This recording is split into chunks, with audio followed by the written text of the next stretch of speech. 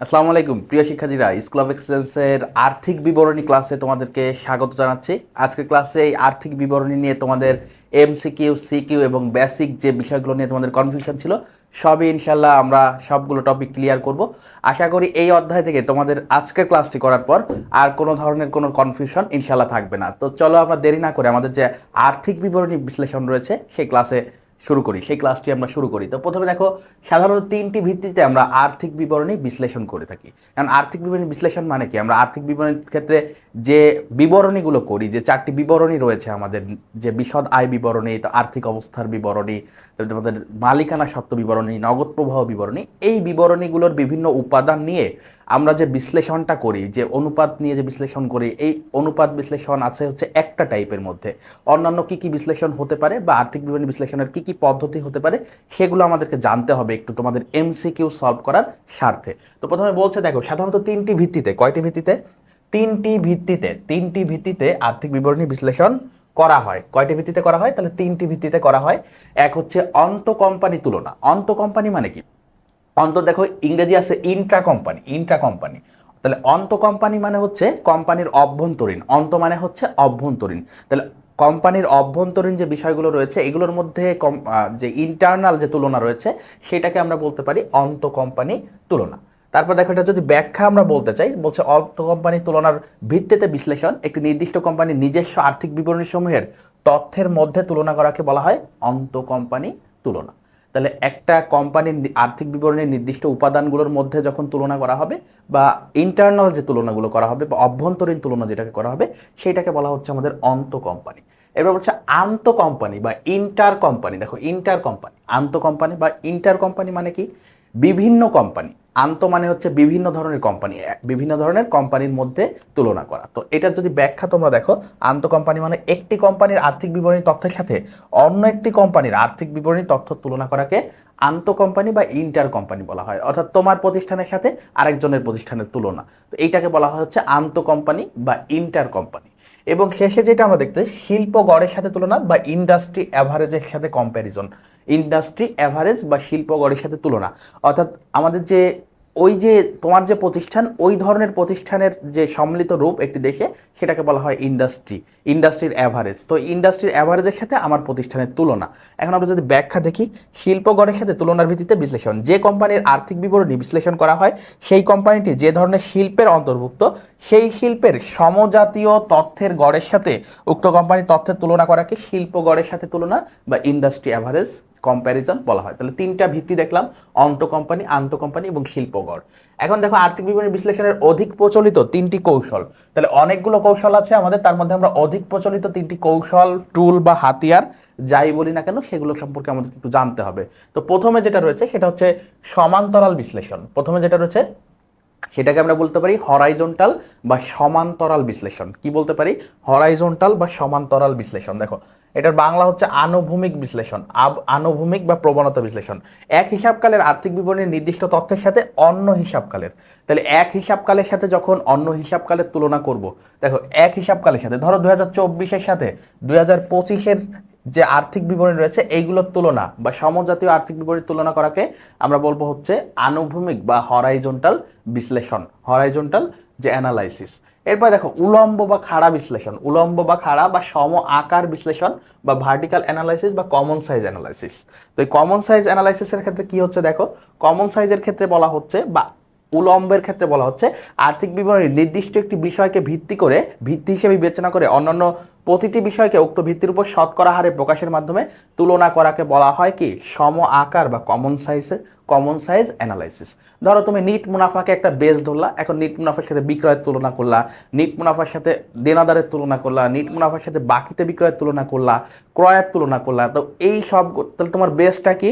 NEET মুনাফা। তো একটা বিষয়কে ভিত্তি করে যে অন্যান্য সবগুলোর উপর তুলনা করাকে বলা হয় কমন সাইজ অ্যানালাইসিস বা সম আকার বিশ্লেষণ বা কি উলম্ব বা খাড়া বিশ্লেষণ। এরপরে সর্বশেষ যেটি রয়েছে আমাদের অনুপাত বিশ্লেষণ, 3 নম্বরে যেটি রয়েছে রেশিও অ্যানালাইসিস বা অনুপাত বিশ্লেষণ। অনুপাত বিশ্লেষণ হচ্ছে আর্থিক বিবরণী সমূহ থেকে বাছাইকৃত একটি বিষয়ের সাথে অপর একটি বিষয়ের তুলনা করা। তাহলে আমাদের সম আকার বা দ্বিতীয় ধাপে দেখলাম যে হচ্ছে একটা বিষয়কে বেস করে, আর অনুপাত বিশ্লেষণের ক্ষেত্রে দেখা যাচ্ছে যে একটা বিষয়কে বেস না করে বরং যে কোনোটার সাথে যে কোনোটা, মানে আমি ধরলাম আমার দেনাদার আবর্তন অনুপাত, তো সেক্ষেত্রে আমাদের কি করতে হবে, বাকিতে বিক্রয়ের সাথে দেনাদারের। আবার যদি নিট মুনাফার হার বলো তাহলে নিট মুনাফা বাই বিক্রয়। তো এই যে তুলনা, একটার সাথে আরেকটা তুলনা করাকে বলছি আমরা অনুপাত বিশ্লেষণ। বলছে আর্থিক বিবরণীর সময় বাছাইকৃত একটি বিষয়ের সাথে অপর একটি বিষয়ের তুলনা করাকে বলা হয় অনুপাত বিশ্লেষণ। তাহলে আমরা শিখলাম যে তিনটি ভিত্তির উপর বেচ করে আমরা করতে পারি, একটা অন্ত কোম্পানি, আন্ত কোম্পানি এবং আরেকটা হচ্ছে শিল্প গড়। আর তিনটি কৌশলের নাম আমরা জানলাম, সমান্তরাল, উলম্ব আর হচ্ছে অনুপাত বিশ্লেষণ। এই অধ্যায়ের মূল আলোচনার বিষয় হচ্ছে অনুপাত বিশ্লেষণ। আমরা চলে যাব আমাদের এই অধ্যায়ের যে মূল আলোচনা রয়েছে অনুপাত বিশ্লেষণে চলে যাব। তাহলে দেখো অনুপাত বিশ্লেষণ কি। আর্থিক বিবরণী বিশ্লেষণের সবচেয়ে বেশি প্রচলিত হাতিয়ার বা টুলস হলো, সবচেয়ে বেশি প্রচলিত হাতিয়ার বা টুলস হচ্ছে কি, এই অনুপাত বিশ্লেষণ। তাহলে সবচেয়ে অধিক প্রচলিত আর্থিক বিবরণী বিশ্লেষণের উপায় কোনটি, অনুপাত বিশ্লেষণ। এমসিকিউতে প্রশ্ন হতে পারে। এবার দেখো একটি সংখ্যা বা পরিমাপের সাথে পরিমাণের সাথে অন্য একটি সংখ্যা বা পরিমাণের সংখ্যাত্মক বা গাণিতিক সম্পর্ককে, দেখো সংখ্যাত্মক বা গাণিতিক সম্পর্ককে অনুপাত বলা হয়। তাহলে আর্থিক বিবরণী বিশ্লেষণের সবচেয়ে প্রচলিত যে পদ্ধতি রয়েছে সেটাকে আমরা অনুপাত বিশ্লেষণ বলবো।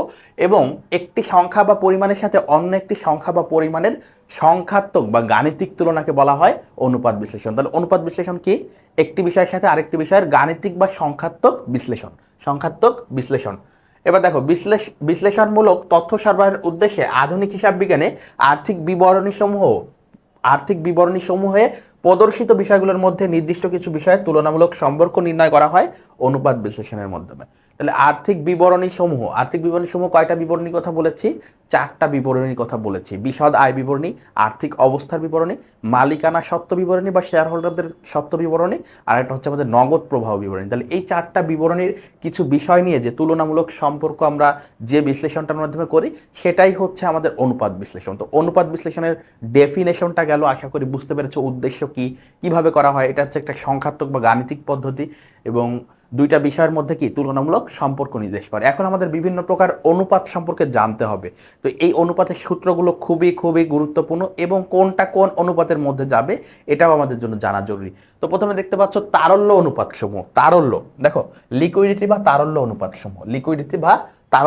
সমূহ। তাহলে এই তারল্য অনুপাত সমূহের আন্ডারে যে বিষয়গুলো পড়বো, দেখো এখানে বলছে চলতি, দ্রুত বা হচ্ছে এসিড টেস্ট বা অগ্নি পরীক্ষা, কার্যকরী। তাহলে তোমাকে প্রশ্ন আসতে পারে নিচের কোনটি তারল্য অনুপাতের অন্তর্ভুক্ত, নিচের কোনটি তারল্য অনুপাতের অন্তর্ভুক্ত। এখান থেকে যে কোনো একটা থাকতে পারে বা একাধিক থাকলে তখন ক খ উভয়ই হতে পারে, সবগুলো অ্যান্সার হতে পারে, বহুপদীতে আসলে 1 2 3 অ্যান্সার হতে পারে।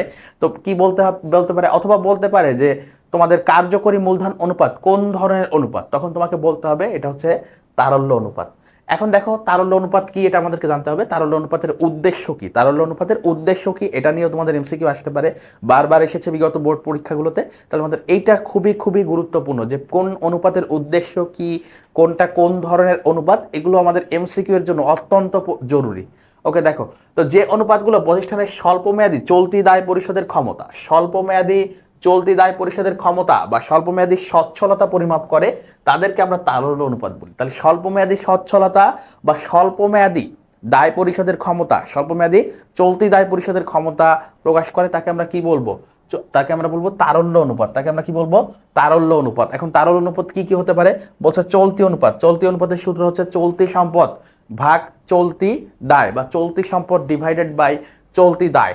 এই তারল্য অনুপাতের উদ্দেশ্য তো দেখলাম স্বল্পমেয়াদী সচ্ছলতা অথবা কি স্বল্পমেয়াদী দায় পরিশোধ ক্ষমতা নির্দেশ করে। এখন এই তারল্য অনুপাতের অন্তর্ভুক্ত একটা বিষয় হচ্ছে চলতি অনুপাতের উদ্দেশ্য কি, দেখো চলতি দায় পরিশোধের ক্ষমতা পরিমাপ করা। তাহলে চলতি অনুপাতের উদ্দেশ্য কি, চলতি দায় পরিশোধের ক্ষমতা নির্ণয় করা।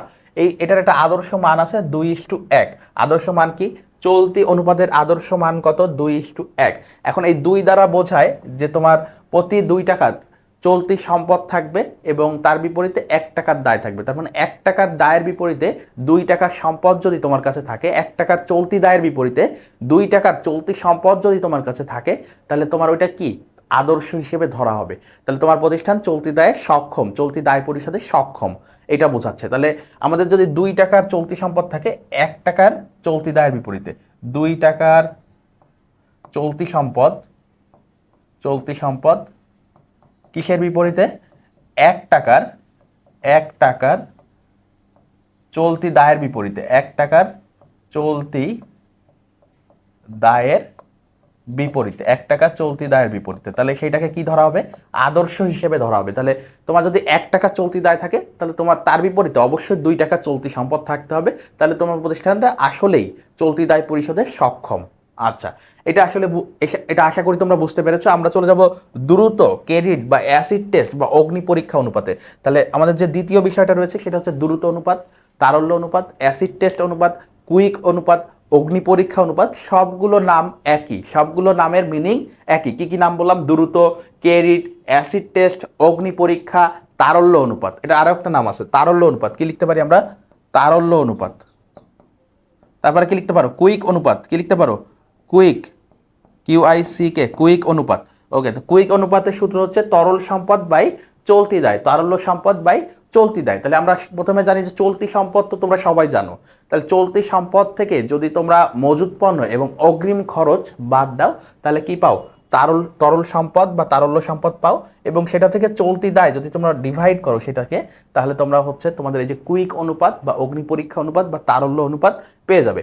এইটার কাজ কি? এটার উদ্দেশ্য কি? চলতি দায় পরিশোধের তাৎক্ষণিক ক্ষমতা। দেখো, চলতি অনুপাতের উদ্দেশ্য হচ্ছে চলতি দায় পরিশোধ ক্ষমতা নির্ণয় করা, আর আমাদের যে তারল্য অনুপাত রয়েছে সেটার উদ্দেশ্য হচ্ছে তাৎক্ষণিকভাবে চলতি দায় পরিশোধের ক্ষমতা নির্ণয় করে। এবং এইটার আদর্শ মান হচ্ছে 1:1। এটা আদর্শ মান কত? 1:1। অর্থাৎ প্রতি 1 টাকা তোমার চলতি দায়ের বিপরীতে, 1 টাকা চলতি দায়ের বিপরীতে 1 টাকার তারল্য সম্পদ থাকলে সেটাকে আদর্শ হিসেবে, তারল্য অনুপাত হিসেবে ধরা হয়। এরপর দেখো, কার্যকরী বা চলতি মূলধন অনুপাত। কার্যকরী আরেক নাম কি? চলতি। তাহলে কার্যকরী বা হচ্ছে এটাকে ইংরেজিতে বলতে পারো ওয়ার্কিং ক্যাপিটাল রেশিও। তারপর হচ্ছে কার্যকরী বা চলতি মূলধন অনুপাতের সূত্র হচ্ছে উপরে যাবে চলতি সম্পদ মাইনাস চলতি দায় ডিভাইডেড বাই চলতি দায়। তাহলে চলতি সম্পদ ডিভাইডেড বাই চলতি দায়, চলতি সম্পদ মাইনাস চলতি দায় ডিভাইডেড বাই চলতি দায়। এখন এই চলতি সম্পদ মাইনাস চলতি দায় এইটাকে বলা হয় হচ্ছে কার্যকরী মূলধন। চলতি সম্পদ মাইনাস চলতি দায় মানে হচ্ছে কার্যকরী মূলধন। এতটুকুকে আমরা আবার কি বলতে পারি? এটুকুকে আমরা বলতে পারি চলতি সম্পদ মাইনাস চলতি দায় মানে হচ্ছে কার্যকরী মূলধন। এটাকে কি বলা হয়? কার্যকরী বা চলতি মূলধন, বা কি বলা হয়? চলতি মূলধন। তাহলে আমরা অন্যভাবে বলতে পারি কার্যকরী মূলধন অনুপাতের সূত্র হচ্ছে কার্যকরী মূলধন ডিভাইডেড বাই চলতি দায়। তো এইটার উদ্দেশ্য কি? এটার উদ্দেশ্য হচ্ছে চলতি দায় পরিশোধের ক্ষমতা পরিমাপ করা। এইটার আদর্শ মানও 1:1। এটার আদর্শ মানও কত? 1:1। এখন বলছে তরল সম্পদ। এখানে একটা বিশেষ দ্রষ্টব্য দিয়েছে, মোট চলতি সম্পদ মাইনাস মজুত পণ্য মাইনাস অগ্রিম খরচ, যেটা তোমাদেরকে আমি এইখানে বোঝানোর সময় বলে দিয়েছি। তো সূত্রটা আমি লিখে দিয়েছি। এই সূত্রগুলো অত্যন্ত গুরুত্বপূর্ণ তোমাদের MCQ এবং CQ দুইটা ক্ষেত্রেই। তো পরবর্তী অনুপাতে আমরা যাব। তারল্য আমরা পড়লাম, তারল্য শেষ। এরপর আমরা যাব মুনাফা অর্জন ক্ষমতার অনুপাত। তোমাদের প্রশ্ন আসতে পারে মুনাফা অর্জন ক্ষমতার অনুপাত নিচের কোনটি? মোট মুনাফার হার, নিট মুনাফার হার, সম্পদের উপর আয়ের হার। তাহলে আমরা চলে যাচ্ছি 2 নম্বর যে আমাদের স্টেপ রয়েছে, মুনাফা অর্জন ক্ষমতার অনুপাত। তো সেখানে দেখতে পাচ্ছ যে অনুপাতগুলো প্রতিষ্ঠানের পরিচালন সাফল্য বা সাফল্যের মাত্রা বা মুনাফা অর্জনের ক্ষমতা পরিমাপ করে তাদেরকে মুনাফা অর্জন ক্ষমতা অনুপাত বলে। তাহলে প্রতিষ্ঠানের সাফল্যের মাত্রা বা মুনাফার মাত্রা বা কি বলা হচ্ছে মুনাফা অর্জন ক্ষমতা পরিমাপ করে তাদেরকে আমরা বলছি মুনাফা অর্জন ক্ষমতার অনুপাত। ওকে, এখন দেখো এই অনুপাতের মধ্যে আছে 3টি। একটা হচ্ছে মোট মুনাফার হার। মোট মুনাফার হারের সূত্র হচ্ছে মোট মুনাফা ডিভাইডেড বাই নিট বিক্রয় মাল্টিপ্লাইড বাই 100%। যে কোনো প্রশ্নে যদি হার থাকে সেক্ষেত্রে 100% দিয়ে আমাদেরকে গুণ করতে হয়। তাহলে বিক্রয় থেকে মোট মুনাফা সৃষ্টির হার পরিমাপ করা। এটার উদ্দেশ্য কি? বিক্রয় থেকে মোট মুনাফা সৃষ্টির যে হার রয়েছে সেটা নির্ণয় করা। আদর্শ মান হচ্ছে 20 থেকে 30%। এরপর দেখো নিট মুনাফার হারের ক্ষেত্রে কি বলা হবে? নিট মুনাফার হার বা প্রান্তিক মুনাফার হার, এটার সূত্র হচ্ছে নিট মুনাফা বাই নিট বিক্রয় গুণ 100। শুধুমাত্র এই মোট মুনাফার জায়গায় নিট মুনাফা চলে আসবে এবং এটার উদ্দেশ্য হচ্ছে বিক্রয় থেকে নিট মুনাফার হার প্রদর্শন করা বা নির্ণয় করা। এইটার আদর্শ মান 5 থেকে 10%। এটার আদর্শ মান কত? 5 থেকে 10%। এরপরে দেখো সম্পদের উপর আয়ের হার। সম্পদের উপর আয়ের হার, তাহলে সম্পদের ওপরে আয়ের হার দিব। তাহলে আয়েরটা আমাদের কি দ্বারা নির্দেশ করে? নিট মুনাফা। তাহলে আমরা দেখো উপরে দিব নিট মুনাফা এবং নিচে কি দিব? নিচে দিব হচ্ছে গড় মোট সম্পদ। তাহলে সম্পদের ওপর বলছে, সম্পদের উপরে নিট মুনাফা দিব, নিচে দিব গড় মোট সম্পদ। এবং হার বললে সেখানে আমরা 100 দিয়ে গুণ করার চেষ্টা করব। হার বললে কি করব, 100 দিয়ে গুণ করার চেষ্টা করব। তাহলে এখানে 100 দিয়ে গুণ করতে পারো। দেখো গড় মোট সম্পদের সূত্র আবার আছে, প্রারম্ভিক মোট সম্পদ যোগ সমাপনী মোট সম্পদ ডিভাইডেড বাই 2। গড় মানে হচ্ছে প্রারম্ভিক এবং সমাপনীর যোগফল ডিভাইডেড বাই 2। তো এই তিনটা হচ্ছে আমাদের মুনাফা অর্জন ক্ষমতার অনুপাত। মুনাফা অর্জন ক্ষমতার আরও কয়েকটা অনুপাত আছে যেগুলো বেশি আসে না। তোমাদের প্রশ্নে যদি বলে মুনাফা অর্জন ক্ষমতার 2টি অনুপাত নির্ণয় করো, সেক্ষেত্রে তোমরা এখান থেকে মোট মুনাফার অনুপাত বা নিট মুনাফার অনুপাতটা বেশি আসে, এই দুইটা বেশি করে পড়বা। পাশাপাশি অন্যান্যগুলো জানতে হবে, অনেক সময় অন্যান্য তথ্য দেওয়া থাকে। মোট মুনাফা নির্ণয়ের যে আইটেমগুলো বা উপাদানগুলো রয়েছে সেগুলো অনেক সময় দেওয়া থাকে না, তখন আমাদেরকে সম্পদের আয়ের উপর যে হার রয়েছে অথবা শেয়ার প্রতি আয়, বিনিয়োজিত মূলধন অনুপাত, লভ্যাংশ পরিশোধ ক্ষমতা অনুপাত বা পে আউট রেশিও লাগে, কিন্তু সেগুলো খুবই কম। আমাদের সবচেয়ে বেশি লাগে এই তিনটা, সবচেয়ে বেশি লাগে তোমাদের সৃজনশীলের ক্ষেত্রে এই তিনটা। তো আমরা পরেরগুলো একটু দেখে রাখবো, এমসিকিউ এর ক্ষেত্রে তোমাদের কাজে লাগতে পারে। তাহলে মুনাফা অর্জন ক্ষমতার মধ্যে 4 নম্বরে যেটা রয়েছে শেয়ার প্রতি আয়। তাহলে শেয়ার প্রতি আয়ের হচ্ছে সূত্র হচ্ছে নিট মুনাফা। আমাদের যে নিট মুনাফা আমরা বের করব বিষাদায় বিবরণী থেকে, সেইটা মাইনাস অগ্রাধিকার। সবার প্রথম আমাদের কাদের লভ্যাংশ দিতে হয়, সবার প্রথম আমাদেরকে ঋণ পরিশোধ করতে হয়, কিন্তু ঋণ পরিশোধ যেহেতু একটা পরিচালন ব্যয়, ওটা আমরা বিষাদায় বিবরণীতে মাইনাস করেই আমরা নিট মুনাফা বের করেছি। তাহলে আমাদের আর কোনো কি বাদ দিতে লাগবে না, ঋণের যে খরচ রয়েছে সেগুলো আমাদের বাদ দিতে হবে না। বাদ দিতে হবে কোথা থেকে, অগ্রাধিকার শেয়ার লভ্যাংশ। তাহলে নিট মুনাফা মাইনাস অগ্রাধিকার শেয়ার লভ্যাংশ ডিভাইডেড বাই গড় বিদ্যমান সাধারণ শেয়ারের সংখ্যা। এটার উদ্দেশ্য কি, প্রতিটি সাধারণ শেয়ারের উপর অর্জিত মুনাফার হার পরিমাপ করা। এরপর দেখো বিনিয়োজিত মূলধন অনুপাত। বিনিয়োজিত মূলধন অনুপাত, এটা সূত্র হচ্ছে সুদ ও কর পূর্ব নিট মুনাফা ডিভাইডেড বাই বিনিয়োজিত মূলধন গুণ 100। সুদ ও কর পূর্ব নিট মুনাফা ডিভাইডেড বাই বিনিয়োজিত মূলধন গুণ 100। এখন বিনিয়োজিত মূলধন কি, বিনিয়োজিত মূলধনের সূত্র আমরা শিখবো, বের করা আমরা শিখবো, একটু ধৈর্য ধরো, পরের স্লাইডে থাকবে এগুলো। আচ্ছা, এটার উদ্দেশ্য হচ্ছে প্রতিষ্ঠানের বিনিয়োগকৃত মূলধনের উপর আয় প্রকাশ করা। তারপরে বলছে লভ্যাংশ পরিশোধ অনুপাত অথবা পে আউট রেশিও বা পে আউট অনুপাত, সাধারণ শেয়ার হোল্ডারদের উপর ঘোষিত নগদ লভ্যাংশ ডিভাইডেড বাই নিট মুনাফা। এটা করলে আমরা কি পাই, লভ্যাংশ পরিশোধের যে অনুপাত রয়েছে। এটার উদ্দেশ্য দেখো, এটার উদ্দেশ্য বলছে সাধারণ শেয়ার হোল্ডারকে প্রদানের হার পরিমাপ করা। তো এই যেগুলো দেখতেছো ব্লাঙ্ক, এগুলোর হচ্ছে আদর্শমান হয় না। তোমরা বিনিয়োজিত মূলধনের ক্ষেত্রে দেখছো 10 থেকে 15% হচ্ছে আদর্শমান। আচ্ছা, এরপরে আমরা পরের স্লাইডে যাই, সচ্ছলতার অনুপাত। পরবর্তী স্লাইডে যেটা দেখতে পাচ্ছ সচ্ছলতার অনুপাত। সচ্ছলতা অনুপাতের কাজ কি দেখো, যে অনুপাতগুলো দীর্ঘমেয়াদী দায় পরিশোধ ক্ষমতা। তাহলে দীর্ঘমেয়াদী দায় পরিশোধ ক্ষমতা নির্ণয় করে কারা, সচ্ছলতার অনুপাত। সচ্ছলতার অনুপাত তাদেরকে সচ্ছলতা অনুপাত বা কাভারেজ অনুপাত বা লিভারেজ অনুপাত বা মূলধন কাঠামো অনুপাত বলা হয়। দেখো কতগুলো নাম, সচ্ছলতা অনুপাত, কাভারেজ অনুপাত, লিভারেজ অনুপাত, মূলধন কাঠামো অনুপাত, সবগুলো নামই কিন্তু একই। এটার মধ্যে কি থাকতে পারে, দায় মালিকানা, দায় মালিকানা অথবা ঋণ মূলধন। দায় মালিকানা মানে কি, ঋণ মূলধন। দায় মানে হচ্ছে ঋণ আর মালিকানা মানে মূলধন অনুপাত। তাহলে উপরে দিব না মোট আর নিচে দিব হচ্ছে মোট মালিকানা সত্ত্ব। দেখো প্রথমে দিব ঋণ বা হচ্ছে মোট দায় ডিভাইডেড বাই মোট মালিকানা সত্ত্ব। এটার উদ্দেশ্য কি, এই অনুপাতটি প্রতিষ্ঠানের মোট দায় পরিশোধ ক্ষমতা বা সচ্ছলতা পরিমাপ করে। এটার আদর্শ মান হচ্ছে 1:1। এরপর দেখো দায় অনুপাত বা দায় সম্পদ অনুপাত, মোট দায় ডিভাইডেড বাই মোট সম্পদ। মোট দায় ডিভাইডেড বাই মোট সম্পদ। তাহলে দায়ের সাথে সম্পদের সম্পর্ক, মোট সম্পদের মধ্যে পাওনাদার বৃন্দ কর্তৃক সরবরাহকৃত অংশের শতকরা হার পরিমাপ করে। এটার আদর্শ মান হচ্ছে 0.25:1। এরপরে বলছে মূলধন গিয়ারিং অনুপাত, বলছে স্থির খরচযুক্ত তহবিল ডিভাইডেড বাই সাধারণ মালিকানা তহবিল। এখন এটার স্থির খরচযুক্ত তহবিলের আবার একটা সূত্র আছে, ডিবেঞ্চার যোগ দীর্ঘমেয়াদী ঋণ যোগ অগ্রাধিকার শেয়ার। তাহলে ডিবেঞ্চার যোগ দীর্ঘমেয়াদী ঋণ যোগ অগ্রাধিকার শেয়ার, অর্থাৎ সাধারণ মালিকানা সত্ত্ব বাদে আর যে তহবিলগুলো বা যে ফাইন্যান্সিং বা অর্থায়নগুলো আমরা করে থাকি, তাই সেই সবগুলোর যোগফল হচ্ছে স্থির খরচযুক্ত তহবিল ডিভাইডেড বাই সাধারণ শেয়ার। এটার উদ্দেশ্য হচ্ছে স্থির খরচযুক্ত তহবিলের বিপরীতে মালিকানা তহবিলের সচ্ছলতা নির্দেশ করা। এটার অনুপাত বা আদর্শ মান হওয়া উচিত 1:2, অর্থাৎ স্থির খরচযুক্ত তহবিল হওয়া উচিত 1 টাকা এবং এটার বিপরীতে আমাদের সাধারণ শেয়ার মূলধন হওয়া উচিত 2 টাকা। আচ্ছা, এরপরে দেখো দক্ষতা বা সক্রিয়তার অনুপাত। এরপরে যে অনুপাতগুলো রয়েছে দক্ষতা বা সক্রিয়তার অনুপাত। প্রিয় শিক্ষার্থীরা, অনেকগুলো সূত্র পড়াচ্ছি তো একঘেয়েমি লাগতে পারে, একটু বোরিং লাগতে পারে, কিন্তু তোমাদের ক্ষেত্রে এই সূত্রগুলো মুখস্থ করার চেয়ে জরুরি যেটা বুঝতে পারা। পাশাপাশি তোমরা যদি এই অধ্যায়ের 5 থেকে 7টি সৃজনশীল প্র্যাকটিস করো, আজকের এই ক্লাসের সাথে আমরা 2টি সৃজনশীল, এই ক্লাসের পরেই আমরা 2টি সৃজনশীল করিয়ে দিব এই অধ্যায়ে, কিন্তু তোমাদেরকে 5 থেকে 7টি সৃজনশীল করতে হবে এই অধ্যায়ের। করলে দেখবা কি এই সূত্রগুলো তোমাদের হুবহু মুখস্থ হয়ে গিয়েছে বা অটোমেটিক্যালি চলে আসতেছে ম্যাথ করার সময়। কিন্তু যদি একটানা এভাবে একঘেয়েমি লাগে বা একটানা পড়তে থাকো, তখন কিন্তু যদি শুধু সূত্র মুখস্থ করার উদ্দেশ্যে যদি পড়তে থাকো, তখন তোমরা কিন্তু একটু বোরিং লাগতে পারে। তো আমি বলবো তোমাদের এই সূত্রগুলো মুখস্থ না করে বরং ম্যাথ প্র্যাকটিসের মাধ্যমে যদি করো, তাহলে ইনশাল্লাহ এই সূত্রগুলো নিয়ে তোমাদের আর হ্যাসেল পোহাতে হবে না, বরং হচ্ছে খুব সহজেই তোমাদের অটোমেটিক্যালি ব্রেন থেকে এটা চলে আসবে ম্যাথগুলো করার সময়। তো আমরা সেগুলো দেখবো কিভাবে অ্যাপ্লাই করতে পারি খুবই সহজে, সেই বিষয়গুলো আমরা দেখবো। তার আগে আমরা দেখে নেই দক্ষতা বা সক্রিয়তার অনুপাত সমূহ।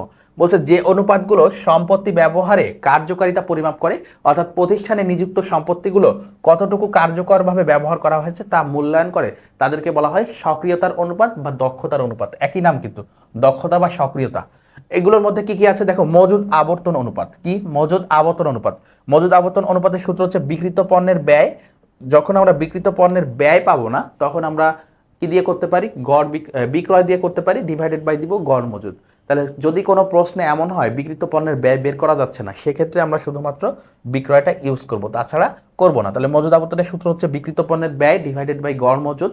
এটার হচ্ছে তোমাদের আদর্শ মান হচ্ছে 8 বার, 8 টাইমস। যেগুলোর ক্ষেত্রে আবর্তন দেখবা সেগুলোর অ্যান্সার সবসময় বারে হয়, বার অথবা গুণ, বার অথবা গুণ। যেগুলোতে হার থাকে সেগুলোতে 100% দিয়ে গুণ করতে হয়। ওকে। আর যেগুলো অনুপাত, যেগুলো হচ্ছে আবর্তন বা হার থাকে না, সেক্ষেত্রে আমরা হচ্ছে যে রেশিওতে ইয়া করি, যেমন 2:1। ওকে। তো এই দেখো আবর্তন আছে, তাহলে আমাদের বার বা হচ্ছে গুণে হবে। এই টাইমস মানে হচ্ছে বার, তাহলে এটা হচ্ছে 8 বার, 8 বার। তাহলে মজুদ আবর্তনের আদর্শ মান কত? 8 বার বা 8 গুণ। দেনাদার আবর্তন অনুপাত, দেনাদার আবর্তন অনুপাত। আচ্ছা, মজুদ আবর্তন তোমাদের কি নির্দেশ করে? একটা বছরে, একটা হিসাবকালে কতবার তোমার মজুদ হচ্ছে বিক্রি হয়ে গিয়েছে এবং তুমি আবার ক্রয় করে আনছো মজুদ পণ্যগুলো। দেনাদার আবর্তন অনুপাত কি? নির্ধারে বিক্রয় ডিভাইডেড বাই গড় নিট দেনাদার। নির্ধারে বিক্রয় ডিভাইডেড বাই গড় নিট দেনাদার মানে কত, একটা হিসাবকালে কতবার তোমার দেনাদার আবর্তন ঘটে, অর্থাৎ দেনাদার টাকা পরিশোধ করে। তাহলে এটা হচ্ছে 4 থেকে 6 বার যদি হয়, 4 থেকে যদি 6 বার হয়, তাহলে সেটা হচ্ছে আদর্শ ধরে নেওয়া হয়। গড় আদায় সময়, গড় আদায় সময় দেনাদারের কাছ থেকে যে আদায় করো, এইটার অনুপাত বা অনুপাত বলতে পারো 12 মাস বা 365 দিন ডিভাইডেড বাই দেনাদার আবর্তন। তাহলে এটাকে, এটার আদর্শ মান ধরা হয় 2 থেকে 3 মাস, 2 থেকে 3 মাস। তাহলে গড় আদায় সময় সূত্র কি? 12 মাস ডিভাইডেড বাই দেনাদার আবর্তন। এটার আদর্শ মান হচ্ছে 2 থেকে 3 মাস বা 60 থেকে 90 দিন। ওকে। এরপরে দেখো আরো দক্ষতার অনুপাতের মধ্যে আর হচ্ছে প্রদেয় হিসাবের আবর্তন। তাহলে প্রদেয় যদি আমাদের প্রাপ্য হিসাব বা দেনাদারের আবর্তন যদি ধারে বিক্রয় বাই গড় দেনাদার হয়, তাহলে প্রদেয় হবে নির্ধারে ক্রয়, নির্ধারে ক্রয় ডিভাইডেড বাই গড় প্রদেয় হিসাব। এটার আদর্শ মান কত? 6 থেকে 12 বার, 6 থেকে 12 বার। উদ্দেশ্য কি? উদ্দেশ্য হচ্ছে তোমার একটা হিসাবকালে তোমার প্রদেয় হিসাব কতবার পরিশোধ করছো। হিসাবকালে, হিসাবকালে প্রদেয় হিসাব, প্রদেয় হিসাব কতবার পরিশোধ করা হয়েছে, কতবার পরিশোধ করা হয়েছে, এটা নির্ণয়ের জন্য। এবং মনে রাখবো প্রদেয় হিসাব আমরা যত দেরি করে প্রদান করব তত আমাদের জন্য ভালো, আর প্রাপ্য হিসাবের টাকা যত দ্রুত আদায় করতে পারবো তত আমাদের জন্য ভালো। আচ্ছা দেখো, তার এজন্যই বলা হচ্ছে, আগেটা দেখো 2 থেকে 3 মাস, আর এটা দেখো 6 থেকে 12 মাস হলে আমাদের জন্য ভালো। এবার দেখো গড় পরিশোধ দিবস, গড় পরিশোধ দিবস হচ্ছে 365 বা 12 মাস ডিভাইডেড বাই প্রদেয় হিসাবের আবর্তন। এটাও আমরা এই যে প্রদেয় হিসাব কত দিনের মধ্যে পরিশোধ করলাম, এটা নির্ণয়ের একটা প্রক্রিয়া, এবং এটার আদর্শ মান হচ্ছে 1 থেকে 2 মাস। এবার দেখো সম্পদ আবর্তন অনুপাত, সম্পদ আবর্তন হচ্ছে নিট বিক্রয় বাই গড় মোট সম্পদ। তাহলে নিট বিক্রয় ডিভাইডেড বাই গড় মোট সম্পদ। এটার আদর্শ মান কত দেখো? 2 বার। আদর্শ মান কত? 2 বার। এবং সম্পদ আবর্তনের কাজ কি? সম্পদটা কতবার আবর্তন হচ্ছে, মানে বিক্রয়ের মাধ্যমে তোমার টাকা আসতেছে, আবার তুমি সেটা দিয়ে সম্পদ কিনতেছো বা হচ্ছে সেটা তোমার কাজে লাগাইতে পারতেছো, এটা হচ্ছে আমাদের উদ্দেশ্য। বিনিয়োজিত মূলধন আবর্তন অনুপাত হচ্ছে নিট বিক্রয় বাই বিনিয়োজিত মূলধন। নিট বিক্রয় বাই কি? বিনিয়োজিত মূলধন। এটার আদর্শ মান হচ্ছে 3 থেকে 5 বার। তো এই ছিল আমাদের দক্ষতার অনুপাত। এই অনুপাতগুলো যদি তোমরা একটু ম্যাথ প্র্যাকটিসের পাশাপাশি যদি করে ফেলতে পারো বা খাতায় লিখতে পারো তাহলে অনেকটা তোমাদের মুখস্থ হয়ে যাবে। এর বাইরে তোমাদের বারবার প্র্যাকটিস করলে কিন্তু এই সূত্র নিয়ে আর ঝামেলা থাকবে না। অনেকগুলো সূত্র, অনেকেই ভয় পাবে এই অধ্যায়টা, কিন্তু ভয় পাওয়ার কিছু নেই। এই অধ্যায়ে ছক করা লাগে না, এটা আমাদের জন্য একটা বিশেষ সুবিধা। এবং হচ্ছে যেহেতু ছক করা লাগে না, খুব দ্রুত একটা সৃজনশীল যদি আমি 12-13 মিনিটে বা 15 মিনিটের মধ্যে করতে পারি, সেক্ষেত্রে কিন্তু আমার জন্য হিসাব বিজ্ঞানের টাইমসটা সেভিংস হলো। তা আমার পরামর্শ থাকবে, বা আমি যখন পরীক্ষা দিয়েছিলাম যশোর বোর্ডে তো আমি 3rd হয়েছিলাম এইচএসসিতে, তো সেক্ষেত্রে আমি হিসাব বিজ্ঞানের ক্ষেত্রে এই অধ্যায়টা যেহেতু খুব দ্রুত করা যায়, যে অধ্যায়গুলোর ম্যাথ হচ্ছে দ্রুত করা যায়, সেগুলো আমি অ্যান্সার করার চেষ্টা করেছিলাম। তো তোমাদের ক্ষেত্রে পরামর্শ থাকবে এই ধরনের অধ্যায় যেগুলোতে ছক, খুব বেশি ছক করার প্রয়োজন হয় না, যেমন কার্যপত্রে অনেক বড় ছক করা লাগে, তারপর তোমাদের হচ্ছে যদি খুচরা নগদান বই আসে সেক্ষেত্রে ছকের একটা বিশাল ঝামেলা থাকে। তো এত বড় বড় ছকের মধ্যে না যেয়ে বরং যেসবে আমাদের ছক কম করা লাগে, লিখতে হয় কম, একটু মুখস্থ থাকলেই হয়, সেগুলো আমরা বেশি বেশি করার চেষ্টা করব। তাহলে কি হবে, আমার হিসাব বিজ্ঞানের টাইমটা কনজিউম হবে কম এবং মার্কস উঠাতে পারবা খুব দ্রুত। তো আশা করি তোমরা বুঝতে পেরেছো এই সূত্রগুলো। আমরা পরবর্তী যে স্লাইডে দেখো, মালিকানা তহবিল ও বিনিয়োজিত মূলধন নির্ণয়। আমাদের এই অধ্যায়ের গয়ের রিকোয়ারমেন্টে কখনো কখনো চলে আসে যে মালিকানা তহবিল নির্ণয় বা বিনিয়োজিত মূলধনের পরিমাণ নির্ণয় করতে আসতে পারে, সেক্ষেত্রে আমরা কিভাবে করতে পারি। তো এই মালিকানা তহবিল নির্ণয়, দেখো মালিকানা তহবিল নির্ণয়ের ক্ষেত্রে আমরা কি করতে পারি। মালিকানা তহবিলের ক্ষেত্রে আমরা কি করব, আমাদের যে সাধারণ শেয়ার আছে, সাধারণ শেয়ার মূলধনের সাথে অগ্রাধিকার শেয়ার মূলধন, শেয়ার অধিহার বা প্রিমিয়াম, এছাড়া মূলধন বা সঞ্চিতি বা সঞ্চিতীয় উদ্বৃত্ত নামে যে অংশটা তোমরা করো আর্থিক অবস্থার বিবরণীতে, সেইগুলো যোগ করবা। তাহলে সাধারণ শেয়ারের সাথে অগ্রাধিকার শেয়ার, শেয়ার অধিহার এবং সঞ্চিতীয় উদ্বৃত্তের মধ্যে যা যায় সেগুলো, এবং সংরক্ষিত আয় বা রক্ষিত আয়, এগুলো আমরা যোগ করব। এই আইটেমগুলো কি করব আমরা, এই আইটেমগুলো হচ্ছে যোগ করব। আইটেমগুলো যোগ করার পর ভুয়া বা কাল্পনিক সম্পদ নামে যেটা আছে, শেয়ার অবহার, প্রাথমিক খরচ এই নামে, বা হচ্ছে অবলেখকের কমিশন, এগুলোকে আমাদের আর্থিক অবস্থার বিবরণীতে ভুয়া বা হচ্ছে অবাস্তব সম্পত্তি হিসেবে দেখাই। এই অবাস্তব সম্পত্তি বা ভুয়া সম্পত্তিগুলো কি করতে হবে, আমাদেরকে বাদ দিতে হবে, তাহলে আমরা মালিকানা তহবিল পাবো। তাহলে মালিকানা তহবিলের সূত্র কি, আমাদের যে সাধারণ শেয়ার, এর সাথে অগ্রাধিকার শেয়ার, সংরক্ষিত মূলধন, সঞ্চিতি ও উদ্বৃত্তের মধ্যে যে অংশগুলো যায় সেগুলোর যোগফল মাইনাস ভুয়া বা অবাস্তব সম্পদ, তাহলে আমরা মালিকানা তহবিল পেয়ে যাই। এবার দেখো, মালিকানা তহবিলের সাথে যদি দীর্ঘমেয়াদী দায় যোগ করি, সেক্ষেত্রে আমরা কি পাই, বিনিয়োজিত মূলধন পাই। তাহলে মালিকানা তহবিল হচ্ছে আমাদের সাধারণ শেয়ারের সাথে অগ্রাধিকার শেয়ার এবং সঞ্চিত ও উদ্বৃত্তের যোগফল মাইনাস হচ্ছে আমাদের অবাস্তব বা ভুয়া সম্পদ। আর মালিকানা তহবিলের সাথে দীর্ঘমেয়াদী দায় যোগ করলে আমরা কি পাই, বিনিয়োজিত মূলধন পাই। আশা করি তোমরা বুঝতে পেরেছো, আশা করি তোমরা বুঝতে পেরেছো। তো এইগুলো ধরো সব আছে এখানে, আমরা এই আইটেমটা যোগ করলাম। এটা থেকে হচ্ছে যে আইটেমটা হচ্ছে আমাদের ভুয়া বা অবাস্তব সম্পত্তি আছে, সেইটা আমাদেরকে বাদ দিতে হবে। তাহলে আমরা কি পাবো, মালিকানা তহবিল পাবো, মালিকানা তহবিল পাবো। এবং মালিকানা তহবিল থেকে আমরা যদি দীর্ঘমেয়াদী দায় বাদ দিই, সেক্ষেত্রে আমরা কি পাই, বিনিয়োজিত মূলধন পাই। মালিকানা তহবিল থেকে দীর্ঘমেয়াদী দায় বাদ দিলে আমরা কি পাই, বিনিয়োজিত মূলধন পাই, বিনিয়োজিত মূলধন। এটা হচ্ছে আমাদের বিনিয়োজিত মূলধন বের করার যে ছক রয়েছে, সেইটা ছক ছাড়াও তোমরা করতে পারবা, বিকল্প সূত্র আছে। দেখো, মালিকানা তহবিলে বের করার সূত্র কি, মোট সম্পদ মাইনাস, যদি সম্পদের দিক থেকে যাই, এটা তো আমাদের মূলধনের দিক থেকে আমরা বের করলাম, যদি সম্পদের দিক থেকে বের করতে চাই তাহলে মোট সম্পদ থেকে অস্পর্শনীয় সম্পদ বাদ দিতে হবে, ভুয়া সম্পদ বাদ দিতে হবে, স্বল্পমেয়াদী দায় এবং দীর্ঘমেয়াদী দায় বাদ দিতে হবে। তাহলে মোট সম্পদ থেকে অস্পর্শনীয়, ভুয়া, স্বল্প, এই দুইটা বাদ দিতে হবে, পাশাপাশি স্বল্পমেয়াদী এবং দীর্ঘমেয়াদী দায় বাদ দিলে আমরা মালিকানা তহবিল পাই। এবং বিনিয়োজিত মূলধনের বিকল্প একটা সূত্র আছে, সেটা হচ্ছে মোট সম্পদ মাইনাস অস্পর্শনীয় সম্পদ মাইনাস ভুয়া সম্পদ। এখানে দেখো স্বল্পমেয়াদী দায় এবং দীর্ঘমেয়াদী দায় বাদ দেওয়া হচ্ছে, এখানে বলছে শুধুমাত্র দীর্ঘমেয়াদী বিনিয়োগ বাদ দিতে হবে। এর কারণ কি, আমরা দীর্ঘমেয়াদী দায়টা যোগ করি, দেখো দীর্ঘমেয়াদী দায়টা যোগ করি, তাহলে এখানে যদি আবার দীর্ঘমেয়াদী দায়টা উপরেরটার মতো বাদ দিয়ে দিই, সেক্ষেত্রে কিন্তু হবে না। তাহলে আমাদের বিনিয়োজিত মূলধন বের করার বিকল্প ছক হচ্ছে, যদি আমরা সম্পদের অংশ থেকে বের করা শুরু করি, তাহলে মোট সম্পদ মাইনাস অস্পর্শনীয় সম্পদ মাইনাস ভুয়া বা অবাস্তব সম্পদ মাইনাস দীর্ঘমেয়াদী বিনিয়োগ মাইনাস চলতি দায়। তো এই সূত্র দিয়েও বের করতে পারো, অথবা এই ছক অনুসারেও বের করতে পারো। যদি আমাদের মূলধনের অংশ দেওয়া থাকে তাহলে ছক অনুসারে বের করতে হবে, যদি সম্পদের অংশ দেওয়া থাকে তাহলে সম্পদ থেকে মাইনাস করে করে আমাদের যেতে হবে। তো এই ছিল আমাদের মালিকানা তহবিল এবং বিনিয়োজিত মূলধন নির্ণয়ের বিষয়। তো এই অধ্যায়ের টপিকের বিষয়গুলো ছিল মূলত আমাদের এই পর্যন্ত। এখন আমরা এই অধ্যায়ের, তাহলে এই অধ্যায়ের টপিকগুলো আশা করি তোমাদের ক্লিয়ার হয়েছে, কোথা থেকে এমসিকিউ বা সিকিউ আসতে পারে, এই বিষয়গুলো ইনশাল্লাহ তোমরা বুঝতে পেরেছো আমরা আশা করি। এখন আমরা চলে যাব এই অধ্যায়ের যে এমসিকিউ রয়েছে সেখানে চলে যাব। আর্থিক বিবরণী বিশ্লেষণ অধ্যায়ের 20টা এমসিকিউ আমরা সলভ করে দেখব এবং এই 20টা এমসিকিউ সলভের ক্ষেত্রে তোমাদের কোনো কনফিউশন ছিল থাকবে না এবং পাশাপাশি তোমরা যদি এই টাইপের এমসিকিউগুলো সলভ করতে পারো তোমাদের এই অধ্যায়ের অনুশীলনী বলো বা বোর্ড পরীক্ষার যে এমসিকিউগুলো রয়েছে বই থেকে যদি দেখো আর কোনোটাই তোমাদের সমাধান করতে অসুবিধা হবে না বলে আমরা আশা করি। তো আমাদের এমসিকিউ এর ক্ষেত্রে দেখো কি রয়েছে, এমসিকিউ এর ক্ষেত্রে দেখো বলছে চলতি অনুপাতের আদর্শ মান কত। চলতি অনুপাতের আদর্শ মান আমরা পড়েছি, চলতি অনুপাতের আদর্শ মান হচ্ছে আমাদের প্রতি 1 টাকা চলতি দায়ের বিপরীতে 2 টাকার চলতি সম্পদ থাকতে হবে এবং চলতি সম্পদটা প্রথমে থাকে, তাহলে চলতি সম্পদ হচ্ছে 2 টাকা এবং চলতি দায় হচ্ছে 1 টাকা, তাহলে 2:1। তাহলে দেখো চলতি অনুপাতের আদর্শ মান হচ্ছে 2:1।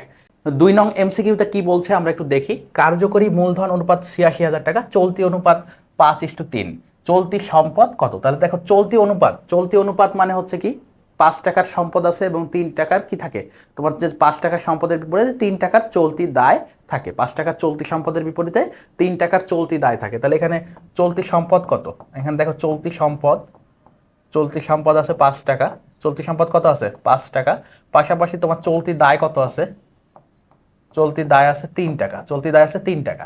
তাহলে আমরা যদি এইখান থেকে তোমার একটা কার্যকরী মূলধন দেওয়া আছে, এইখান থেকে যদি আমরা কার্যকরী মূলধন বের করতে চাই, কার্যকরী মূলধন বের করতে চাই, তাহলে সম্পদ দেওয়া আছে 5 টাকা, তার থেকে যদি চলতি দায় 3 টাকা বাদ দিই তাহলে 2 টাকা হচ্ছে আমাদের কার্যকরী মূলধন। তাহলে তোমার প্রশ্নে দেওয়া আছে 86,000 টাকা, তুমি বের করছো 2 টাকা, তোমাদের যে অনুপাত আছে, তাহলে 2 অংশ সমান, আমরা এটা বলতেই পারি 2 অংশ সমান হচ্ছে আমাদের 86,000 টাকা। 2 অংশ সমান কত 86,000 টাকা। তাহলে 1 অংশ সমান কত, 1 অংশ সমান 86,000 ডিভাইডেড বাই 2, 86,000 ডিভাইডেড বাই 2, তাহলে 43,000 টাকা হচ্ছে আমাদের 1 অংশ। অনুপাত অনুযায়ী চলতি সম্পদ বের করতে বলছে, কি বের করতে বলছে চলতি সম্পদ, তাহলে চলতি সম্পদ হচ্ছে 5 অংশ, তাহলে 1 অংশ যদি 43,000 হয়, 1 অংশ হচ্ছে 43,000, 5 অংশ সমান কত হবে, 5 অংশ সমান কত হবে, দেখো 43,000 গুণ 5, 43,000 গুণ 5, তাহলে এটা একটু ক্যালকুলেটারে করো, 3টা 0 আর 3 5 15, 5 হাতে হচ্ছে 1, 4 5 20 আর হচ্ছে 1 21, তাহলে 2,15,000 টাকা, 2,15,000 টাকা হচ্ছে আমাদের অ্যান্সার। আশা করি তোমরা বুঝতে পেরেছো। 3-এ আমরা যাই, তরল অনুপাতের আদর্শ মান কত। তরল অনুপাত, কুইক অনুপাত, অ্যাসিড টেস্ট অনুপাত, অগ্নি পরীক্ষা অনুপাত সবই হচ্ছে একই কথা। তাহলে তারল্য অনুপাতের আদর্শ মান হচ্ছে আমাদের 1:1।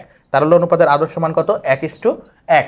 4-এ আসে কার্যকরী মূলধনের সূত্র কোনটি, কার্যকরী মূলধনের সূত্র কোনটি মাত্র লিখলাম, আমাদের দেওয়াও ছিল স্লাইডগুলোতে যে চলতি সম্পদ মাইনাস চলতি দায়, চলতি সম্পদ মাইনাস কি চলতি দায়, কার্যকরী বা চলতি মূলধনের সূত্র হচ্ছে চলতি সম্পদ মাইনাস চলতি দায়। তাহলে দেখি কোথায় আছে চলতি সম্পদ মাইনাস দীর্ঘমেয়াদী, এই কথাটা ভুল আছে, চলতি সম্পদ মাইনাস মোট দায় হওয়ার কোনো সুযোগ নেই, চলতি সম্পদ মাইনাস চলতি দায়। তাহলে আমাদের অ্যান্সার হবে গ, অ্যান্সার কি হবে গ। 5-এ আসো, তারল্য অনুপাত দ্বারা কি পরিমাপ করা হয়, তারল্য অনুপাত দ্বারা পরিমাপ করা হয় ড্যাশ, তারল্য অনুপাত দ্বারা কি পরিমাপ করা হয় বা তারল্য অনুপাত দ্বারা ড্যাশ পরিমাপ করা হয়। তারল্য অনুপাত দ্বারা কি পরিমাপ করা হয়, আমরা দেখেছিলাম যে তারল্য অনুপাত হচ্ছে তাৎক্ষণিক চলতি দায় পরিশোধ ক্ষমতা নির্ণয় করে, তাৎক্ষণিক চলতি দায় পরিশোধ ক্ষমতা নির্ণয় করে। তাহলে নগদ অর্থ হচ্ছে করে না, পরিচালন ব্যয় পরিশোধ ক্ষমতা নির্ণয় করে না, দীর্ঘমেয়াদী দায় পরিশোধ ক্ষমতা নির্ণয় করে না, করে কোনটি চলতি দায় পরিশোধের তাৎক্ষণিক ক্ষমতা, চলতি দায় পরিশোধের তাৎক্ষণিক ক্ষমতা। 6-এ আসো, নিচের কোনটি দ্বারা স্বল্পকালীন সচ্ছলতা যাচাই করা হয়। স্বল্পকালীন সচ্ছলতা, স্বল্পকালীন মানে কি চলতি সচ্ছলতা, চলতি সময়ের সচ্ছলতা। দেখো দায় মৌলিকানা হচ্ছে দীর্ঘমেয়াদী, এটা হচ্ছে কি দীর্ঘমেয়াদী, মূলধন গিয়ারিং হচ্ছে দীর্ঘমেয়াদী, মজুদ আবর্তন হচ্ছে আমাদের দক্ষতার অনুপাত, কার্যকরী মূলধন হচ্ছে স্বল্পমেয়াদী সচ্ছলতার অনুপাত, কার্যকরী মূলধন কি স্বল্পমেয়াদী সচ্ছলতার অনুপাত। এরপর দেখো মজুদ আবর্তন অনুপাত কোন ধরনের অনুপাত, মজুদ আবর্তন কোন ধরনের অনুপাত, মজুদ আবর্তন কোন ধরনের অনুপাত, মজুদ আবর্তন হচ্ছে আমাদের দক্ষতার অনুপাত, দক্ষতা বা সক্রিয়তার অনুপাত, কোন ধরনের অনুপাত দক্ষতা বা সক্রিয়তার অনুপাত। তাহলে দেখো এখানে দেখো আছে মুনাফা অর্জন, তারল্য, সচ্ছলতার দক্ষতা, আমাদের মজুদ আবর্তন মূলত পরিচালন দক্ষতা, মজুদ আবর্তন কি পরিচালন দক্ষতা, মজুদ আবর্তন কি পরিমাপ করে পরিচালন দক্ষতা, অর্থাৎ তোমার মজুদ আবর্তন কতবার একটা হিসাবকারের মধ্যে কতবারের আবর্তন হচ্ছে, তাহলে সেটা পরিচালন সংক্রান্ত বিষয় আমাদের, তাহলে এটা হচ্ছে আমাদের পরিচালন দক্ষতা। এরপর দেখো 8-এ আসো, কোনটি ঋণ পরিশোধ ক্ষমতা নির্দেশক অনুপাত, কোনটি ঋণ পরিশোধ ক্ষমতা নির্দেশক অনুপাত। তাহলে ঋণ পরিশোধের ব্যাপারে আমরা কোন অনুপাতগুলো পড়েছিলাম, দেখো চলতি হচ্ছে আমাদের চলতি অনুপাত বা হচ্ছে চলতি সম্পদ ডিভাইডেড বাই চলতি দায়ের যে বিষয়টি রয়েছে, যেটা হচ্ছে আমাদের তারল্য অনুপাত নির্দেশ করে, দায় সম্পত্তি অনুপাত, এরপর হচ্ছে মজুদ আবর্তন অনুপাত, সম্পদ আবর্তন অনুপাত। তাহলে আমাদের ঋণ হচ্ছে দায়ের মধ্যে যায়, ঋণ হচ্ছে কোথায় যায় দায়ের মধ্যে যায়, তাহলে এটা হচ্ছে দায় সম্পত্তি অনুপাত, এটা হচ্ছে কোন অনুপাত হবে দায় সম্পত্তি অনুপাত। এরপর 9 আসো নিট বিক্রয় 42,000, মোট লাভ দেওয়া আছে 10,500 এবং পরিচালন খরচ 2,100 টাকা হলে নিট লাভের হার কত? কি বলতেছে? নিট লাভের হার। তাহলে নিট লাভের হারের সূত্র কি? নিট লাভের যে হার রয়েছে এটা নির্ণয়ের সূত্র আমরা পড়েছিলাম। নিট লাভের হার হচ্ছে নিট মুনাফা ডিভাইডেড বাই নিট বিক্রয় গুণ 100। হার থাকলে সেটার সাথে কি হয়? 100 হয়। তাহলে নিট মুনাফা কত? নিট মুনাফা দেওয়া নেই, আমাদেরকে বের করতে হবে। নিট বিক্রয় দেখো দেওয়া আছে 42,000 টাকা, 42,000 টাকা গুণ 100। তাহলে এই যে এইখানে যে অংশটা আসবে নিট মুনাফা, সেটা আমাদেরকে বের করে নিতে হবে। তাহলে নিট মুনাফা আমরা কিভাবে বের করতে পারি? দেখো এখানে বিক্রয় দেওয়া আছে, বিক্রয় থেকে যদি মোট লাভ বাদ দিই, তাহলে মোট লাভ বাদ দিলে আমরা বিক্রিত পণ্যের ব্যয় পাই। তাহলে মোট লাভ বাদ দেওয়ার প্রয়োজন নেই, আমরা মোট লাভ যেটা দেওয়া আছে সেইটা থেকে যদি পরিচালন খরচ বাদ দিই, মোট লাভের পর যদি মোট লাভের পরের অংশ কি থাকে বিষাদায় বিবরণীতে? পরিচালন খরচ। তাহলে মোট লাভ থেকে যদি আমরা পরিচালন খরচ বাদ দিই, তাহলে আমরা নিট লাভ পাই। তাহলে আমরা কি লিখতে পারি? মোট লাভ মাইনাস পরিচালন খরচ, মাইনাস কি? পরিচালন খরচ ইকুয়াল টু হচ্ছে নিট লাভ, ইকুয়াল টু কি? তাহলে নিট লাভ সমান সমান আমরা লিখতে পারি নিট লাভ সমান সমান কি? মোট লাভ মাইনাস পরিচালন খরচ। তাহলে মোট লাভ কত আছে? মোট লাভ আছে 10,500। মোট লাভ কত আছে? 10,500 মাইনাস পরিচালন খরচ কত আছে? 2,100। তাহলে 10,500 থেকে 2,100 যদি বাদ দাও 8,400, 8,000 কত? 400। তাহলে 8,400 হচ্ছে তোমার নিট মুনাফা, 8,400 হচ্ছে তোমার নিট মুনাফা। এখন ক্যালকুলেটর করো, 8,400 divided by 42,000 multiplied by 100। 8,400 divided by 42,000 multiplied by 100। তাহলে দেখো কত আসতেছে? 20%, 20%, যেটা খতে আছে। তাহলে খ হচ্ছে আমাদের অ্যান্সার। আমাদের অ্যান্সার কত? খ, 20%। খ হচ্ছে আমাদের অ্যান্সার। এরপরে 10-এ যদি যাই, অনুপাত বিশ্লেষণ কি? একেবারে প্রথম স্লাইডে লেখা ছিল, এই অধ্যায়ের যে আমরা টপিক বিশ্লেষণ পড়েছিলাম সেখানে লেখা ছিল যে অনুপাত বিশ্লেষণ কি? হিসাব বিবরণী, লেনদেনের সংখ্যাত্মক সম্পর্ক বিশ্লেষণ, আয় বিশ্লেষণ, ব্যয় বিশ্লেষণ। অনুপাত বিশ্লেষণ লেনদেনের সংখ্যাত্মক বা গাণিতিক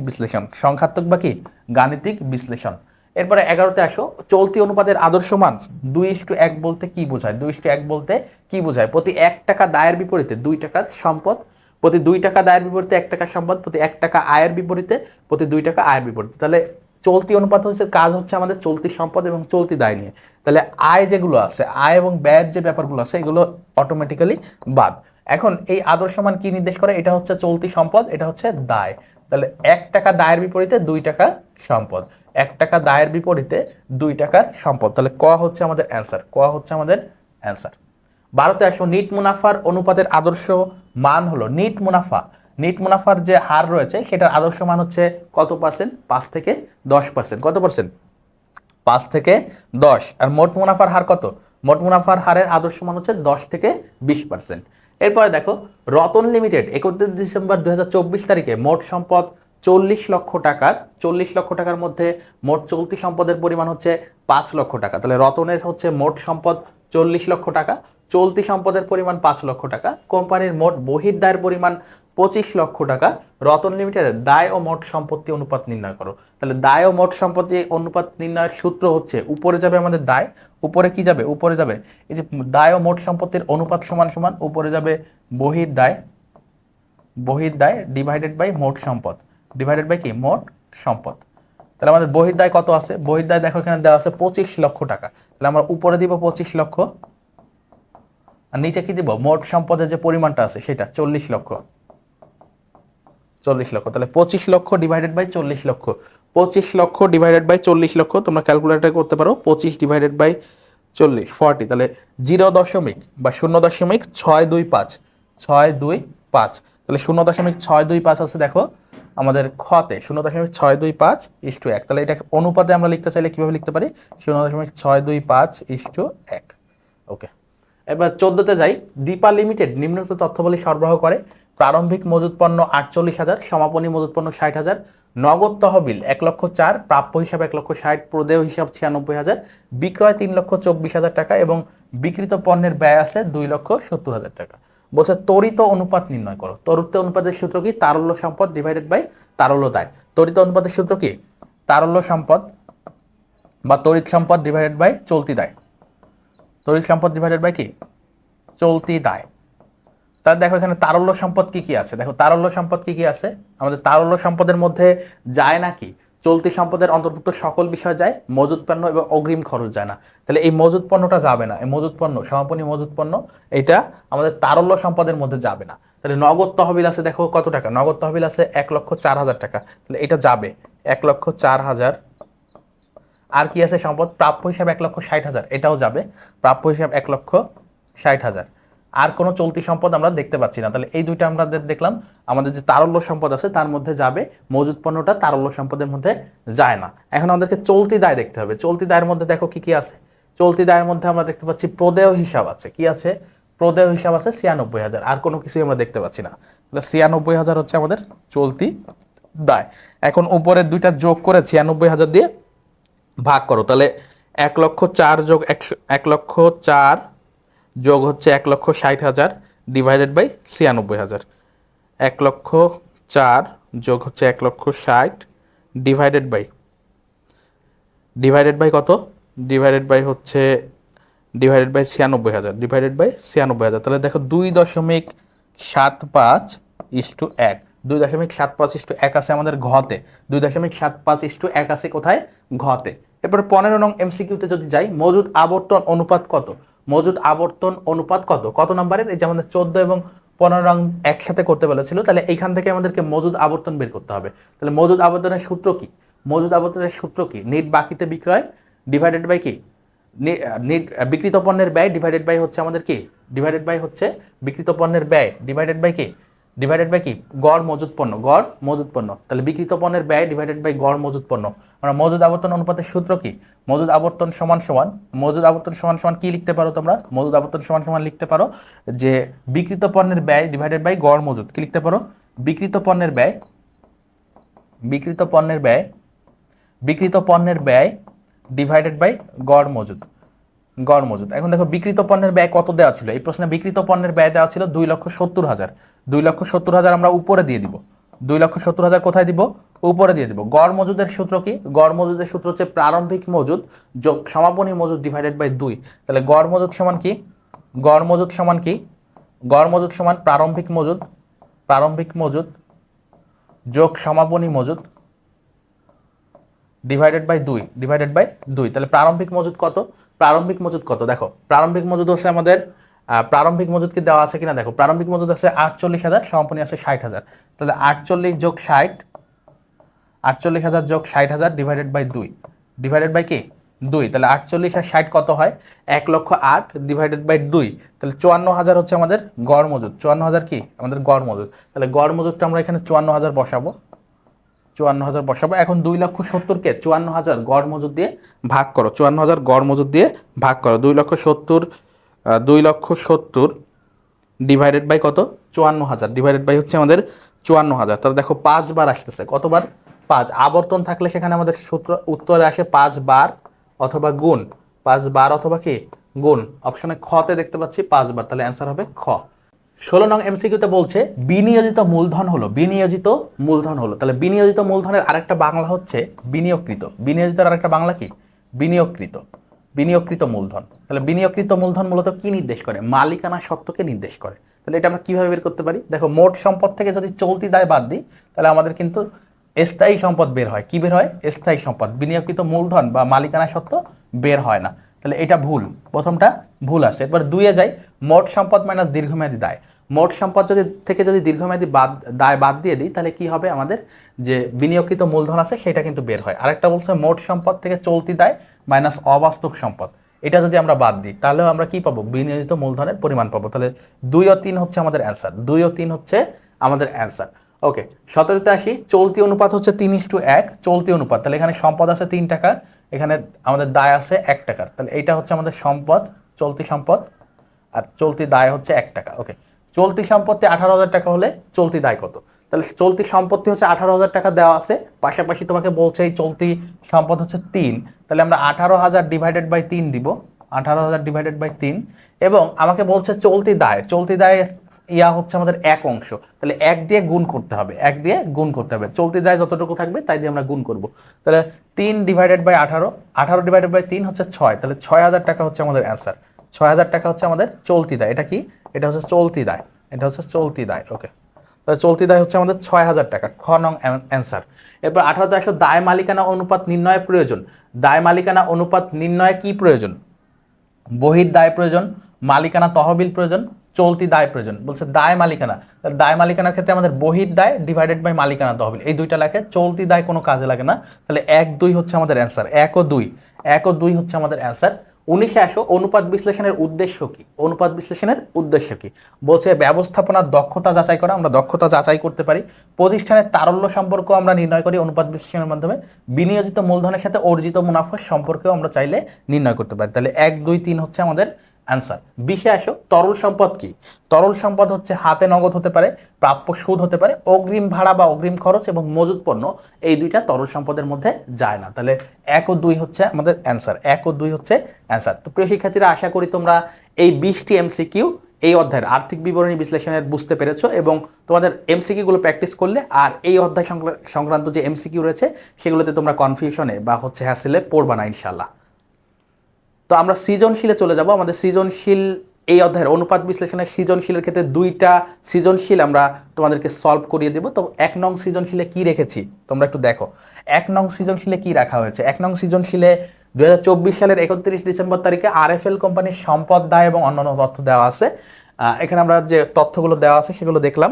মোট মুনাফা হচ্ছে 1,50,000 টাকা এবং নিট মুনাফা বিক্রিত পণ্যের ব্যয়ের, নিট মুনাফা বিক্রিত পণ্যের ব্যয়ের উপর 10%। কার উপর? বিক্রিত পণ্যের ব্যয়ের উপর। এখন বলছে কার্যকরী মূলধনের পরিমাণ নির্ণয় করো। কত কি বলছে? কার্যকরী মূলধন। তাহলে কার্যকরী মূলধনের সূত্র কি? চলতি সম্পদ মাইনাস চলতি দায়। তাহলে এখানে আমরা দেখি চলতি সম্পদ কি আছে? এই একটা চলতি সম্পদ আছে, প্রাপ্য হিসাব আছে, মজুত পণ্য আছে, প্রাপ্য নোট আছে। তাহলে এইগুলো হচ্ছে আমাদের চলতি সম্পদ, চলতি সম্পদ। তাহলে চলতি সম্পদ মাইনাস চলতি দায় বের করতে হবে। চলতি দায়ের মধ্যে দেখতে পাচ্ছি আমাদের প্রদেয় হিসাব আছে, ব্যাংক জমা অতিরিক্ত আছে, প্রদেয় নোট আছে। তাহলে এই তিনটা, একটা, এই একটা, 2টা এবং একটা, 3টা হচ্ছে আমাদের কি? চলতি দায়, চলতি দায়। ওকে, তাহলে আমরা চলতি সম্পদ মাইনাস চলতি দায় এটা লিখতেই পারি। আমরা কি লিখতে পারি? কার্যকরী মূলধন সমান, কার্যকরী মূলধন সমান, মূলধন সমান চলতি সম্পদ মাইনাস চলতি দায়, চলতি সম্পদ মাইনাস চলতি দায়। এখন চলতি সম্পদের মধ্যে কি কি আছে সেগুলো একটু লেখো। বলছে নগদ তহবিল, প্রাপ্য হিসাব, মজুত পণ্য, প্রাপ্য নোট। তাহলে কি কি লিখতে হবে আমাদের? নগদ তহবিল, নগদ তহবিল, নগদ তহবিল প্লাস কি? নগদ তহবিল, প্রাপ্য হিসাব, প্রাপ্য হিসাব, প্রাপ্য হিসাব যোগ আমাদের কি আছে? মজুত পণ্য, প্রাপ্য নোট, মজুত পণ্য, প্রাপ্য নোট, মজুত পণ্য প্লাস প্রাপ্য নোট মাইনাস, তাহলে এগুলো হচ্ছে আমাদের যোগ। মাইনাস আইটেমের মধ্যে কি কি রয়েছে? মাইনাস আইটেমের মধ্যে চলতি দায় রয়েছে। চলতি দায় দেখতে পাচ্ছি আমরা 3টা, প্রদেয় হিসাব, প্রদেয় নোট এবং ব্যাংক জমা অতিরিক্ত। তাহলে প্রদেয় হিসাব, প্রদেয় হিসাব যোগ ব্যাংক জমা অতিরিক্ত, ব্যাংক জমা অতিরিক্ত, জমা অতিরিক্ত যোগ হচ্ছে আমাদের প্রাপ্য প্রদেয় নোট, প্রদেয় নোট। ওকে, তাহলে এইগুলোর আমরা ভ্যালু একটু বসিয়ে দিই। প্রদেয় নোট, এখন আমরা ভ্যালুগুলো বসাই। নগদ তহবিল কত আছে দেখো? 85, 1,80,000, পরপর 4টে আছে। 85,000, 85,000, 1,80,000 যোগ হচ্ছে আমাদের কত? 45, 35, 45, 35, 45, 35। ওকে, এগুলো যোগ। এগুলো থেকে আমরা কি বাদ দিব? যে দায়গুলো আছে সেগুলো বাদ দিব। তাহলে প্রদেয় হিসাবে আছে আমাদের 1,30,000, 1,30,000 যোগ ব্যাংক জমাতিরিক্ত আছে হচ্ছে আমাদের 25,000। ব্যাংক জমাতিরিক্ততে কত আছে? 40,000, 40,000 এবং আরেকটাতে আছে আমাদের প্রদেয় নোটে 25,000। ওকে, তাহলে এই অংশগুলো আমরা যোগ করব। প্রথমে আমাদের চলতি সম্পদ নামক যে অংশ আছে এটা একটু ক্যালকুলেটারে আমরা যোগ করে ফেলো। 85,000 মাল্টিপ্লাইড বাই 1,80,000, 85 মাল্টিপ্লাইড না, যোগ 85 যোগ 1,80,000 যোগ 45 যোগ 35, এগুলো যোগ করলে আমরা 3,45,000 দেখতে পাচ্ছি। 3,45,000 মাইনাস হচ্ছে আমাদের, মাইনাস হচ্ছে 1,30,000 যোগ 40 যোগ 25, তাহলে আসতেছে 1,95,000, 1,95,000। তাহলে 3,45,000 মাইনাস 3,45,000 মাইনাস 1,95,000, 1,50,000 টাকা। তাহলে 1,50,000 হচ্ছে আমাদের কার্যকরী মূলধন। কার্যকরী মূলধন কত? 1,50,000 টাকা। তো প্রিয় শিক্ষার্থীরা, আমরা যখন সৃজনশীল করাই তোমাদেরকে, সৃজনশীলের ক্ষেত্রে এই অঙ্কগুলো আমার সাথে সাথে তোমরাও একটু খাতায় করবা, তাহলে তোমাদের এগুলো প্র্যাকটিস হয়ে গেল। এরপরে তোমরা একেবারে নির্দ্বিধায় এই অঙ্কগুলো করে ফেলতে পারবা একাই। তো এরপরে দেখো, নিট মুনাফা অনুপাত এবং প্রাপ্য হিসাবের আবর্তন অনুপাত বের করতে বলছে। নিট মুনাফা অনুপাত এবং প্রাপ্য হিসাবের আবর্তন অনুপাত। তাহলে আমরা প্রথমে নিট মুনাফার অনুপাত বের করব। নিট মুনাফার অনুপাতের সূত্র আমাদেরকে লিখতে হবে। তাহলে নিট মুনাফার অনুপাতের সূত্র কি? নিট মুনাফা ডিভাইডেড বাই কি? নিট বিক্রয় গুণ 100। নিট মুনাফা অনুপাত সূত্র কি? নিট মুনাফা অনুপাত বা হার। নিট মুনাফা অনুপাত সমান সমান কি? নিট মুনাফা ডিভাইডেড বাই কি? নিট বিক্রয় গুণ 100। এখন দেখো এখানে কি কি দেওয়া আছে, দেখো নিট বিক্রয় দেওয়া আছে কিনা? বিক্রয় দেওয়া আছে, যে বিক্রয় দেওয়া আছে টোটাল 9 লক্ষ টাকা। তাহলে বিক্রয়ের জায়গায় আমরা বিক্রয় লিখি, বিক্রয় 9 লক্ষ টাকা, 9 লক্ষ, 100টা দিয়ে রাখি। এখন দেখো নিট মুনাফা কি বলতেছে নিট মুনাফা বিক্রিত পণ্যের ব্যয়ের উপর 10%। তাহলে বিক্রিত পণ্যের ব্যয়টা কোথায়? বিক্রিত পণ্যের ব্যয় কি দেওয়া আছে? আদৌ কি দেওয়া আছে? দেখো তাহলে বিক্রয় যদি তোমার 9 লক্ষ টাকা হয়, এখন বিক্রিত পণ্যের ব্যয় কিন্তু দেওয়া নেই। বিক্রিত পণ্যের ব্যয়ের উপর নিট মুনাফার একটা হার দেওয়া আছে। তাহলে আমাদেরকে নিট মুনাফা বের করতে গেলে আগে বিক্রিত পণ্যের ব্যয় বের করতে হবে। তাহলে বিক্রিত পণ্যের ব্যয় হচ্ছে বিক্রয় থেকে মোট মুনাফা যদি বাদ দিই, তাহলে আমরা বিক্রিত পণ্যের ব্যয় পাই। বিক্রয় থেকে যদি আমরা কি বাদ দিই, বিক্রিত পণ্যের ব্যয় সমান কি? বিক্রয় মাইনাস মোট লাভ। কি? মোট লাভ। তাহলে বিক্রয় কত আছে? 9 লক্ষ টাকা, 9 লক্ষ মাইনাস মোট লাভ কত? মোট লাভের পরিমাণ কত? এই যে মোট মুনাফা হচ্ছে 1,50,000। তাহলে 1,50,000। ওকে, তাহলে 9 লক্ষ থেকে 1,50,000 বাদ দিলে আমরা বিক্রিত পণ্যের ব্যয়টা পেয়ে যাচ্ছি, যেটা হচ্ছে 7,50,000। 7,50,000 হচ্ছে আমাদের বিক্রিত পণ্যের ব্যয়। এখন আমাদের তো লাগবে নিট মুনাফা, বিক্রিত পণ্যের ব্যয় তো আমাদের লাগবে না। তাহলে আমরা লাগবে নিট মুনাফা বের করতে পরোক্ষ পদ্ধতিতে লাগবে। তাহলে নিট মুনাফা সমান সমান আমাদের কি? নিট মুনাফা সমান সমান এই বিক্রিত পণ্যের ব্যয় মাল্টিপ্লাইড বাই বিক্রিত পণ্যের ব্যয় কত আছে? 7,50,000। এটার উপর কত পার্সেন্ট ধরতে বলছে? দেখো এটার উপর বলছে যে 10%। বিক্রিত পণ্যের ব্যয়ের উপর 10% হচ্ছে আমাদের নিট মুনাফা। তাহলে বিক্রিত পণ্যের ব্যয় আমরা 7,50,000 বের করছি, এটা 10% করো, তাহলে 75,000 হচ্ছে আমাদের নিট মুনাফা। 75,000 হচ্ছে আমাদের নিট মুনাফা। তাহলে দেখো আমাদের যে মূল বিষয় সেইটার সূত্র ছিল একেবারেই সহজ, কিন্তু এইখানের এই নিট মুনাফা বের করতে যে আমাদের আরো 2টা অংশ করা লাগলো। তাহলে আমরা নিট মুনাফা কত পেয়েছি? 75,000 টাকা। তাহলে আমরা এখন ক্যালকুলেটারে করে ফেলি। 75,000 ডিভাইডেড বাই 9 লক্ষ, 75,000 ডিভাইডেড বাই 9 লক্ষ, 75,000 ডিভাইডেড বাই 9 লক্ষ গুণ 100। তাহলে 8.33%। 8.33%।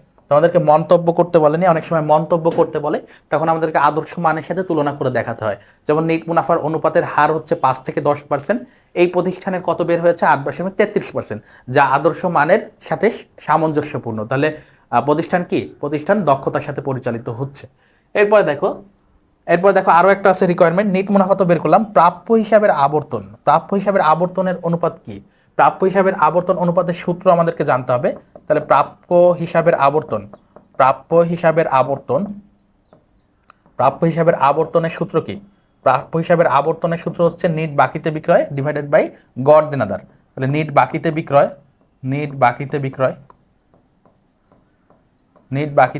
ডিভাইডেড বাই কি? গড় দেনাদার বা গড় প্রাপ্য হিসাব। তাহলে নিট বাকিতে বিক্রয় দেখো কত আছে? নিট বাকিতে বিক্রয় আছে বলছে এই যে 9 লক্ষ টাকা মোট বিক্রয়, সেটা 60% হচ্ছে ধারে বা বাকিতে বিক্রয়। তাহলে 9 লক্ষ গুণ 60%, কি লিখতে পারি আমরা? 9 লক্ষ মাল্টিপ্লাইড বাই 60%। ওকে, এরপরে দেখো গড় দেনাদারের সূত্র কি? প্রারম্ভিক দেনাদার যোগ সমাপনী দেনাদার ডিভাইডেড বাই 2। তাহলে গড় দেনাদারের সূত্র কি? প্রারম্ভিক যোগ সমাপনী ডিভাইডেড বাই 2। এখন দেখো এখানে গড় দেনাদার কত আছে, দেখো এখানে আমাদের কিন্তু হচ্ছে সমাপনীটাই দেওয়া আছে, একটাই দেওয়া আছে। তাহলে একটা থাকলে আমরা 2 দিয়ে ভাগ করব না, একটা থাকলে কি করব না? 2 দিয়ে আর ভাগ করার প্রয়োজন হয় না। তাহলে আমাদের প্রাপ্য হিসাব কত? দেখো প্রাপ্য হিসাব বা দেনাদার হচ্ছে আমাদের 1,80,000। কত আছে? 1,80,000। তাহলে আমার প্রাপ্য হিসাব আছে 1,80,000। পাশাপাশি দেখো প্রাপ্য নোট আছে এবং এখানে প্রারম্ভিক এবং সমাপনী আলাদা করে দেওয়া নেই, তাহলে আমাদের 2 দিয়ে আর ভাগ করার প্রয়োজন নেই। এই যে প্রাপ্য হিসাব বা প্রাপ্য নোট নামক যা আছে এই দুইটা আমরা যোগ করলেই আমরা পেয়ে যাবো। 2 দিয়ে আর ভাগ করার কোনো প্রয়োজন নেই, কারণ প্রারম্ভিক কোনো কিছু আমাদের দেওয়া নাই। তাহলে আমরা এই দুইটা যোগ করবো। তাহলে প্রাপ্য হিসাব আছে 1,80,000, প্রাপ্য নোট আছে 35,000। তাহলে 1,80,000 যোগ 35, 1,80,000 যোগ 35,000। ওকে, তাহলে 9,00,000 60% করো, 9,00,000 60% করো, 9,00,000 গুণ 60%, তাহলে 5,40,000 কত আসতেছে উপরে? 5,40,000। আর নিচে কি আসতেছে? 1,80,000 যোগ 35, তাহলে 2,15,000, 2,15,000। তাহলে 5,40,000 ডিভাইডেড বাই 2,15,000, 2,15,000, তাহলে 2.51 বার, 51 বার। ওকে, তাহলে এটা হচ্ছে আমাদের প্রাপ্য হিসাবের আবর্তন অনুপাত। এটা আমাদের কি? প্রাপ্য হিসাবের আবর্তন অনুপাত। ওকে, এরপরে আমরা খ বের করে ফেললাম, খ আমাদের বের হয়ে গেল। গতে আমরা যাই, তারল্য অনুপাত বের করতে বলছে। তাহলে তারল্য অনুপাতের সূত্র হচ্ছে তারল্য সম্পদ ডিভাইডেড বাই চলতি দায়। তারল্য সম্পদ ডিভাইডেড বাই কি? চলতি দায়। তাহলে তারল্য অনুপাতের সূত্র কি? তারল্য অনুপাত হচ্ছে আমাদের তারল্য সম্পদ ডিভাইডেড বাই কি? চলতি দায়, চলতি দায়। এখন তারল্য সম্পদ মানে কি? তারল্য সম্পদ মানে চলতি সম্পদ থেকে মজুত পণ্য এবং অগ্রিম খরচ যদি থাকে সেই দুইটা বাদ যাবে। তাহলে আমাদের দেখো এখানে মজুত পণ্য ছিল, কি ছিল? মজুত পণ্য ছিল, তাহলে এটা বাদ যাবে। অগ্রিম খরচ ছিল কিনা? অগ্রিম খরচ কিন্তু ছিল না। আর চলতি দায় কিন্তু আমরা কত বের করেছি, তাহলে আমরা চলতি সম্পদটা আমরা লিখবো। চলতি সম্পদ দেখো কত বের করছিলাম? চলতি সম্পদ হচ্ছে 3,45,000 বের করেছিলাম এবং চলতি দায় বের করেছিলাম 1,95,000। তাহলে আমরা 3,45,000 লিখি, 3,45,000 ক হতে প্রাপ্ত, এবং হচ্ছে চলতি সম্পদটাই তারল্য দায়, তারল্য সম্পদ নয়, এজন্য তারল্য সম্পদ বের করার জন্য আমাদের কি বাদ দিতে হবে? অগ্রিম খরচ এবং মজুত পণ্য। এই প্রশ্নে শুধুমাত্র মজুত পণ্য আছে, অগ্রিম খরচ নেই, এজন্য অগ্রিম খরচটা আমরা বাদ দিচ্ছি না, বা অগ্রিম খরচটা আমরা শূন্য লিখতে পারি। তাহলে মজুত পণ্য হচ্ছে 45,000, মজুত পণ্য হচ্ছে 45,000। আর কি বাদ দিতে হয়? অগ্রিম খরচ, যেটা আছে 0 টাকা। ওকে, আর চলতি দায় ক হতে দেখো কত বের করছিলাম? চলতি দায় হচ্ছে 1,95,000 বের করছিলাম, এটা আমরা দিয়ে দিব নিচে 1,95,000। এখন ক্যালকুলেটারে করে ফেলো, 3,45,000 থেকে যদি তোমরা 45 বাদ দাও তাহলে 3 লক্ষ ডিভাইডেড বাই 1,95,000, তাহলে 3 লক্ষ ডিভাইডেড বাই 1,95,000, তাহলে 1.54 বার, 1.54:1, 1.54:1। এরপর আরেকটা অনুপাত আমাদেরকে গতে বের করতে বলেছে, সেটা হচ্ছে কার্যকরী মূলধন অনুপাত। কার্যকরী মূলধন অনুপাত, কারণ কার্যকরী মূলধন অনুপাতের সূত্র কি? কার্যকরী মূলধন অনুপাত, কার্যকরী মূলধন অনুপাত, কার্যকরী মূলধন অনুপাত। তাহলে কার্যকরী মূলধন অনুপাতের সূত্র কি? দেখো কার্যকরী মূলধন অনুপাতের সূত্র হচ্ছে কার্যকরী মূলধন ডিভাইডেড বাই চলতি দায়, ডিভাইডেড বাই কি? চলতি দায়। এখন কার্যকরী মূলধন তো আমরা বের করছি, কার্যকরী মূলধন কতে বের করছি? কার্যকরী মূলধন দেখো ক নম্বরে বের করছি, সেটা হচ্ছে 1,50,000। কত টাকা? 1,50,000। আর চলতি দায় কত আছে? চলতি দায়ও কত বের করছি? দেখো চলতি দায় আছে 1,95,000। তাহলে 1,95,000 দিয়ে আমাদেরকে ভাগ করতে হবে 1,95,000। তাহলে এই অংশটা আমরা ক হতে আনছি, ক হতে। ওকে, তাহলে 1,50,000 ডিভাইডেড বাই 1,95,000। তোমরাও ক্যালকুলেটারে করে ফেলো, খাতায় লিখে ফেলো আমার সাথে সাথে। তাহলে 1,50,000 ডিভাইডেড বাই কি? 1,95,000, 1,95,000। তাহলে আমরা দেখতে পাচ্ছি 0.77, 0.77 হচ্ছে আমাদের কার্যকরী মূলধন, ইস্টু 1 দিতে পারো 1। ওকে, 0.77:1। তো আমাদের ক খ গ এর রিকোয়ারমেন্ট শেষ হলো। আশা করি তোমরা বুঝতে পেরেছো 1 নং সৃজনশীল। আমরা একবার 2 নং সৃজনশীলে তোমাদের জন্য আরও একটি সৃজনশীল রেখেছি, সেটাতে কি আছে আমরা একটু দেখি। 2 নং সৃজনশীল বলছে রূপালী লিমিটেডের আর্থিক অবস্থার বিবরণী নিম্নরূপ, অর্থাৎ আর্থিক অবস্থার বিবরণীতে দায় থাকে এক পাশে আর এক পাশে সম্পদ থাকে, তোমরা সবাই জানো, এবং সম্পদটা ডান পাশে দেওয়া হচ্ছে, দায়টা হচ্ছে বাম পাশে দেওয়া হচ্ছে। এখানে মালিকানা সত্ত্বের পরিমাণ নির্ণয় করো। কতে কি বলতেছে? মালিকানা সত্ত্ব। তাহলে আমরা দেখি মালিকানা সত্ত্বের মধ্যে কি কি যায়। দেখো এখানে শেয়ার মূলধন এবং সংরক্ষিত মুনাফা এই দুইটা আছে, আর বাকিগুলো হচ্ছে আমাদের এই দুইটা হচ্ছে চলতি দায়। এই দুইটা কি? চলতি দায়। এটা হচ্ছে আমাদের দীর্ঘমেয়াদী দায়, এটা হচ্ছে আমাদের কি? দীর্ঘমেয়াদী দায়। আর এই সংরক্ষিত মুনাফা আর শেয়ার মূলধন হচ্ছে শেয়ার মালিকানা সত্ত্ব এবং সঞ্চিতীয় উদ্বৃত্তের মধ্যে যায়। তাহলে আমাদের এই দুইটা যোগ করলে কি হয়, আমরা মালিকানা সত্ত্ব পাই। এই দুইটা যোগ করলে আমরা কি পাই, মালিকানা সত্ত্ব। মালিকানা সত্ত্ব, তাহলে মালিকানা সত্ত্ব হচ্ছে এই দুইটার যোগফল। তাহলে আমরা লিখতে পারি মালিকানা সত্ত্বের পরিমাণ যদি নির্ণয় করতে চাই, মালিকানা সত্ত্ব সমান, মালিকানা সত্ত্ব সমান এই প্রশ্নের জন্য হচ্ছে শেয়ার মূলধন, শেয়ার মূলধন যোগ সংরক্ষিত আয়, যোগ কি সংরক্ষিত আয়। এখন মালিকানা সত্ত্ব সমান শেয়ার মূলধন যোগ সংরক্ষিত আয়, তাহলে মালিক শেয়ার মূলধন কত আছে 1 লক্ষ, আর সংরক্ষিত আয় আছে 50,000। 1 লক্ষ যোগ 50,000 ইকুয়াল টু 1.5 লক্ষ হচ্ছে আমাদের মালিকানা সত্ত্ব। 1.5 লক্ষ টাকা কি আমাদের মালিকানা সত্ত্বের পরিমাণ। ওকে, খতে যাই, তারল্য অনুপাত বের করতে বলছে। তারল্য অনুপাত, তারল্য অনুপাত আমরা একটু আগে একটা বের করলাম 1 নং সৃজনশীলে, আবারও এখানে বলছে। তো তারল্য অনুপাতের সূত্রটা কি আমরা আবার লিখে ফেলি খতে। তারল্য অনুপাত সমান কি, তারল্য অনুপাত সমান তারল্য সম্পদ ডিভাইডেড বাই চলতি দায়। তারল্য সম্পদ ডিভাইডেড বাই চলতি দায়, চলতি দায়। ওকে, কারণ তারল্য সম্পদের মধ্যে কি কি যায় না, মজুত পণ্য এবং অগ্রিম খরচ নামক চলতি সম্পদ যায় না। তাহলে অন্যান্য চলতি সম্পদ কি আছে, তাহলে মজুত পণ্য আমাদের তারল্য সম্পদের মধ্যে যায় না। আমাদের আছে প্রাপ্য হিসাব এবং নগদ তহবিল, এই দুইটা আছে। তাহলে আমরা লিখব প্রাপ্য হিসাব যোগ নগদ তহবিল, প্রাপ্য হিসাব যোগ নগদ তহবিল, নগদ তহবিল। এবং নিচে দেখো চলতি দায়ের মধ্যে কি কি আছে। চলতি দায়ের মধ্যে আমরা পেয়েছি দুইটা, একটা হচ্ছে প্রদেয় হিসাব আর একটা আয়কর সঞ্চিতি। তাহলে প্রদেয় হিসাব এবং আয়কর সঞ্চিতি, প্রদেয় হিসাব যোগ আয়কর সঞ্চিতি, আয়কর সঞ্চিতি। প্রাপ্য হিসাব যোগ নগদ তহবিল কত আছে আমরা একটু দেখি। প্রাপ্য হিসাব আছে 20,000, নগদ তহবিল আছে 35,000। তাহলে 20,000 যোগ 35,000, আর প্রদেয় হিসাব আর আয়কর সঞ্চিতি কত আছে দেখো 25 আর 10, 25 আর 10, 25,000 যোগ 10,000। ওকে, তাহলে 20 আর 35 কত হয়, 55 ডিভাইডেড বাই 35, 55,000 ডিভাইডেড বাই 35,000। কারণ 55কে তোমরা 35 দিয়ে ডিভাইড করো ক্যালকুলেটরে, 55,000কে 35,000 দিয়ে ডিভাইড করো, 55,000 ডিভাইডেড বাই 35,000, 1.57, 1.57। তাহলে ইস্টু 1, এটা লিখে দিবা। তাহলে 1.57:1। ওকে, তাহলে এইটা হচ্ছে আমাদের তারল্য অনুপাত। তারল্য অনুপাত কত আমাদের বের হয়ে গেল। ক্ষয়ের রিকোয়ারমেন্ট শেষ। গত বছর দায় মালিকানা অনুপাত, তাহলে উপরে যাবে আমাদের বহির্দায়, নিচে যাবে মালিকানা সত্ত্ব। তাহলে দায় মালিকানা মানে কি, উপরে দায় যাবে, নিচে আমরা মালিকানা সত্ত্ব দিব। উপরে কি দিব, দায় দিব, এবং নিচে কি দিব, মালিকানা সত্ত্ব। উপরে কি দিব, বহির্দায়, নিচে হচ্ছে মালিকানা সত্ত্ব। তাহলে আমরা উপরে লিখবো হচ্ছে বহির্দায়, উপরে কি লিখবো, তাহলে দায় মালিকানা অনুপাত, দায় মালিকানা অনুপাত,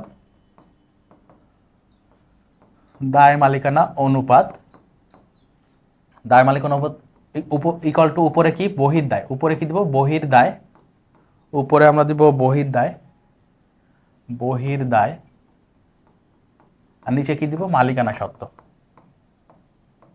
মালিকানা সত্ত্ব। এখন দেখো আমরা কতে কিন্তু মালিকানা সত্ত্ব বের করছি, আর বহির্দায়কে আমাদের দেওয়া আছে। বহির্দায়টা আমরা একটু ক্যালকুলেশন করে নিব। তাহলে বহির্দায়টা কত একটু দেখো। বহির্দায় হচ্ছে দীর্ঘমেয়াদী দায় যোগ চলতি দায়। বহির্দায় কি দীর্ঘমেয়াদী দায় যোগ চলতি দায়। আমরা একটু নিচে বের করে নিই। বহির্দায় ইকুয়াল টু, বহির্দায় ইকুয়াল টু দীর্ঘমেয়াদী দায়, দীর্ঘমেয়াদী দায় যোগ চলতি দায়, চলতি দায়। তাহলে দীর্ঘমেয়াদী দায় কত, দীর্ঘমেয়াদী দায় তোমরা দেখতে পাচ্ছ একটাই আছে। দীর্ঘমেয়াদী দায় হচ্ছে একটাই আছে, 10% ঋণপত্র, সেটা হচ্ছে 20,000। সেটা হচ্ছে এখানে আমরা লিখতে পারি 10% ঋণপত্র, ঋণপত্র 10% ঋণপত্র হচ্ছে আমাদের 20,000। 10% ঋণপত্র। চলতি দায় হচ্ছে আমরা খ হতে নিয়ে আসবো। খতে আমরা চলতি দায় বের করেছি, খ হতে। তার মধ্যে 10% ঋণপত্রের যে অ্যামাউন্ট আছে সেটা কত, 10% ঋণপত্রের অ্যামাউন্ট আছে 20,000। কত টাকা, 20,000 টাকা। আর চলতি দায় দেখো খ নম্বরে আমরা বের করছি। চলতি দায় দেখো নিচে বের করছিলাম, চলতি দায় এই যে অংশটা। তাহলে এই অংশটা কত ছিল, 35,000। 35,000 ছিল আমাদের চলতি দায়, 35,000 ছিল আমাদের চলতি দায়, 35,000। তাহলে 20,000 যোগ 35,000 ইকুয়াল টু 55,000 হচ্ছে আমাদের এই বহির্দায়। 55,000 কি আমাদের বহির্দায়। তাহলে আমরা বহির্দায় লিখবো 55,000, 55,000 ডিভাইডেড বাই ডিভাইডেড বাই আমাদের মালিকানা সত্ত্ব, দেখো ক হতে বের করছি আমরা, ক হতে বের করছি মালিকানা সত্ত্ব 1,50,000, 1,50,000, 1,50,000। তাহলে এই 55 divided by 1,50,000, 55 divided by 1,50,000, 55 divided by 1,50,000, তাহলে আমাদের 0.367, 0.37ও বলতে পারো, 37। আচ্ছা, এটা হচ্ছে আমাদের দায় মালিকানা অনুপাত। দায় মালিকানা অনুপাত আমাদের এইখানে শেষ হলো। তো প্রিয় শিক্ষার্থীরা, এর মাধ্যমে আমাদের ক খ গ এর রিকোয়ারমেন্ট যেটা ছিল আমরা কিন্তু বের করে ফেলেছি। আশা করি এই দুইটা সৃজনশীলের মাধ্যমে তোমাদের আর্থিক বিবরণী বিশ্লেষণের যে সমস্যাসমূহ ছিল সেই দুইটা ইনশাল্লাহ ক্লিয়ার হয়েছে। তোমরা অন্যান্য ম্যাথ প্র্যাকটিস করলেও এখন থেকে পারবা। আমাদের যে সূত্র, এই আর্থিক অবস্থার বিবরণী ক্লাসে যে সূত্রগুলো আমরা করিয়েছি, এই সূত্রগুলো অনুসারে তোমরা যদি পড়াশোনা করো এবং পাশাপাশি এই দুইটা সৃজনশীল করো, ইনশাল্লাহ তোমাদের এই অধ্যায়ের সিকিউতে আর কোনো সমস্যা থাকবে না। তো আজকের ক্লাসটি এখানেই শেষ করছি। তোমাদের সাথে পরবর্তীতে কোনো ক্লাস দেখা হবে। সেই পর্যন্ত সবাই সুস্থ থাকো, পড়াশোনা করো। আসসালামু আলাইকুম রহমতুল্লাহ।